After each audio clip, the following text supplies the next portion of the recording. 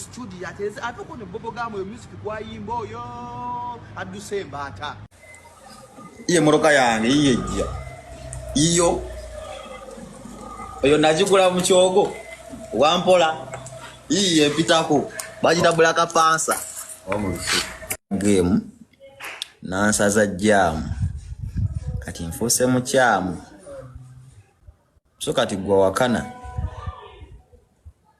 you have to watch out for this or you bow down for this ani akategedde watch out for this or bow down for this bonama kubanga ebyaddala twazize tutukyaddayo tugenda basumbuwa tugenda balumya n'ababatuma mubagamba obusajja bwaganye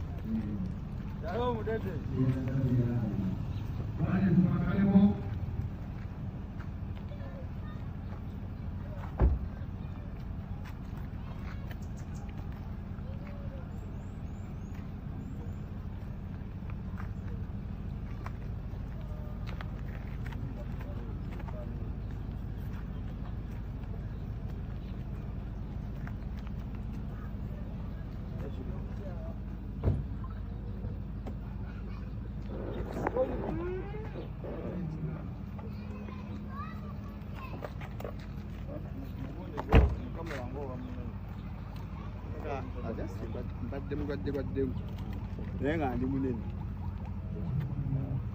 masinze munene Mudivako. Tujamuoga yako music yoyo. Abanyimba rabishi. Nyimba rabishi. Tujamuoga yako music yoyo. Nze neewuunya abantu omuntu nokeera ku makya n'otuula mu katebe ne weetunuzaamu kamera naye ng'ekikutunuzaamu kwonoona bizinesi ya munno. Shalom yavuddeyo n'agamba mbu Tom D ayimba bubblegum music. Kyokka si gwe gusoose okubeera ng'akyogerako. Tom D yasooka n'amuwooninga. Actually, warning eno Tom D gy'akoze, warning yakusatu. Ngenda beera nga zonna warning zaawadde Shalom nzimuzanyira oba nga nzikulaga. Olw'ensonga Shalom odidde bizinesi ya munno oli mu kubeera ng'ogimetta akasa. Tom D tavangayo kujja kumetta bizinesi yo kasa, tavangayo kubeera ng'akwogerako, tewaliwo na kimu kyali akwogeddeko, wabula gwe oli ku bizinesi oli mu kubeera ng'ogitattana, oli mu kubeera ng'ogimetta akasa.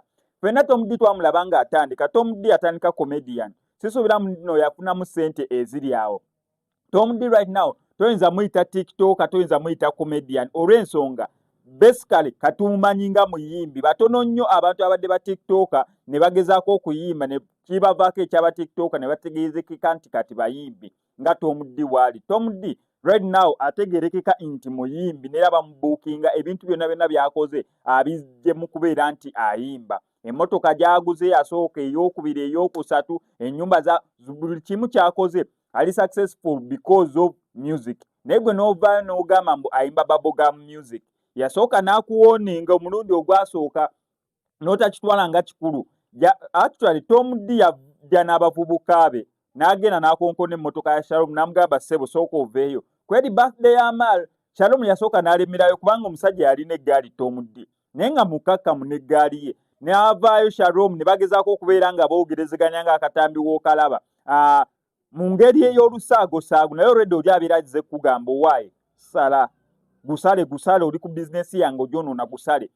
Kyaka Shalom teyategeera message. Ekiro ku olwo Tom D n'aperforminga ng'agezaako neera okubeera ng'awooninga Shalom. Shalom kyaka yafunye bufunyi ntondo era bw'atyo n'addamu n'akonfaminga nti ono music gwayimba. Naye omuntu ojjawa authority, ojjawa audacity, ojjawa obuvumu, ojjawa bankiyite ntya okeera ku makya n'ogamba mbu kati ono nze alina omuwabula.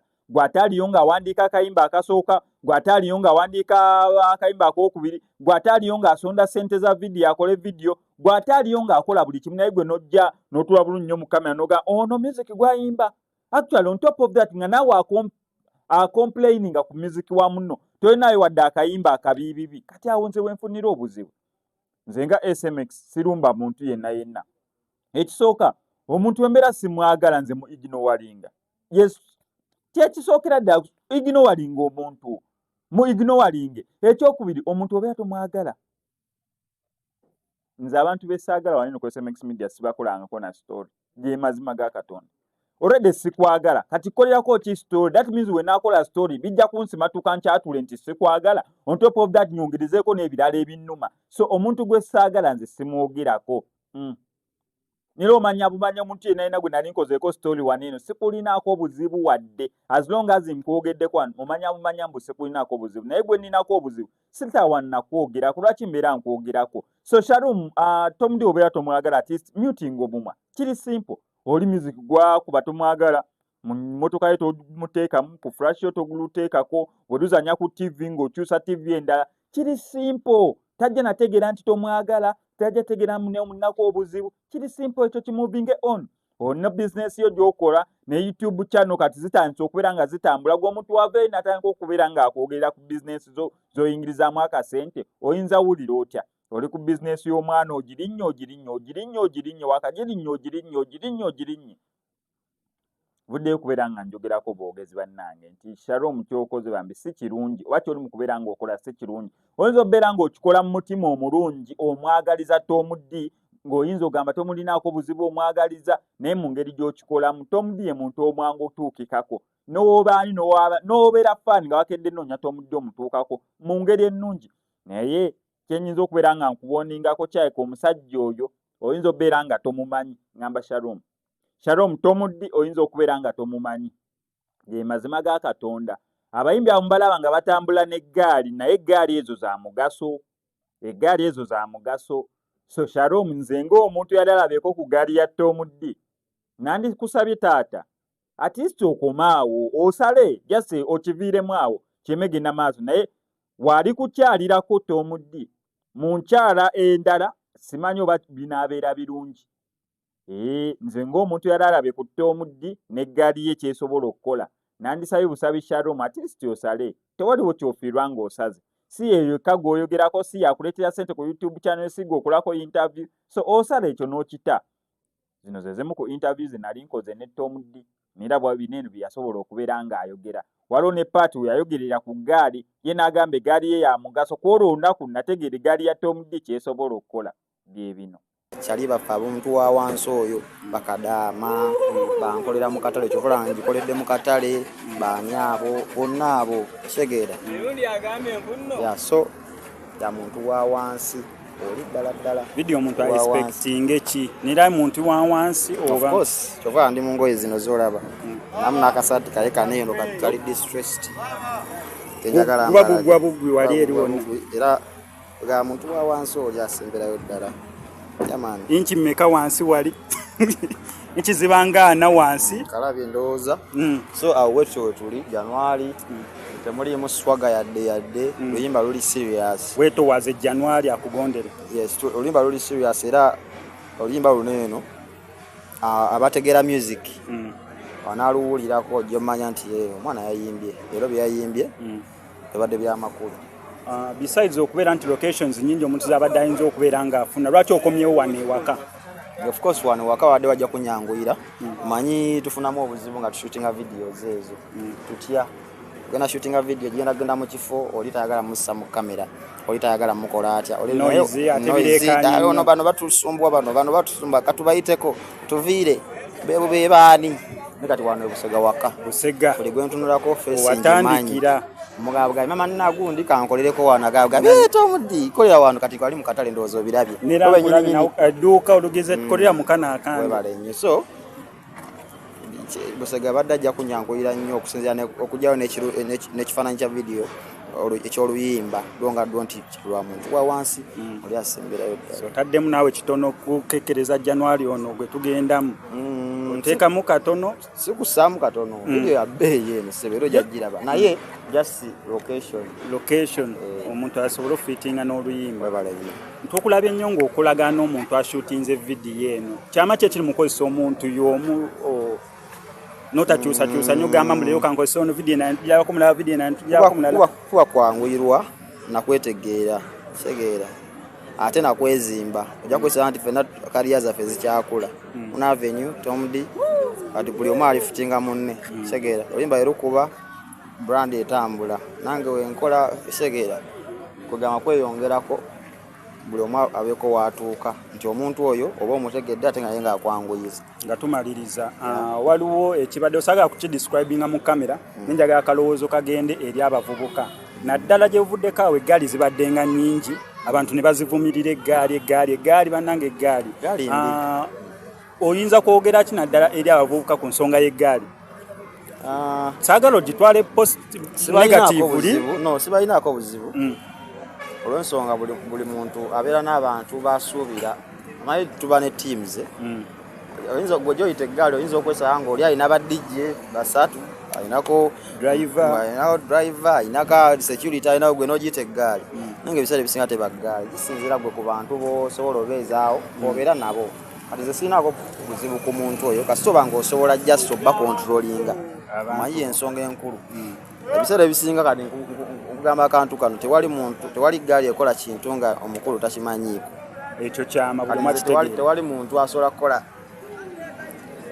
baana bange nakola kintu ngasoose mugamba tegedde of course nze mu wagga ahead ne mugamba oyo munyige oyo mukole bose tegedde nasemberedde nnyo kati gwe kisinzira gwe ababo bakontrolinga otya ezisukkako awo kiba kiganye ekyeggaali tegedde gwe oba controlling otya yensonga enkulu my baby WhatsApp sabaka namba kaka WhatsApp love song of the year tujiba kubenga tusibu baby oh nana ekirote kyange kulirana jobola banga mankuwana banji bampana banete ganze nabagana bamukunonya nyakukwana anti yegwanja yanya yegwanka yanya nemikwano nitechankalanya because you are the smartest nayenga guno mwaka katalekeka guno mwaka gwadde gwange akali n'ogulize oguddako tugenda kugutandika mukama yampadde muganda wange omanyi nze kati kankuweyo akantu kamu nina akantu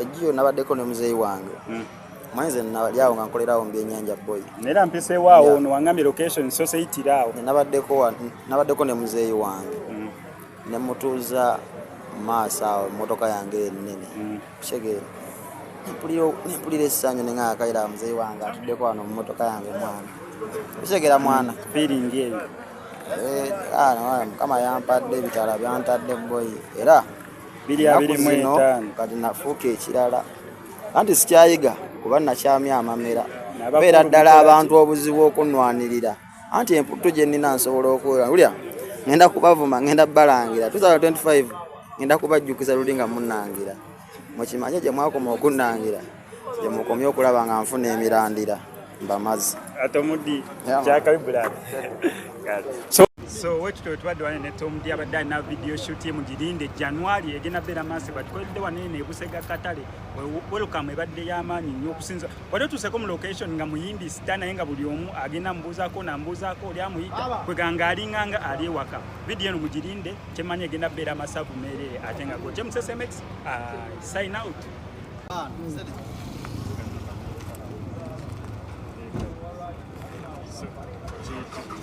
kifumba kyanyumye musajja engato okola ki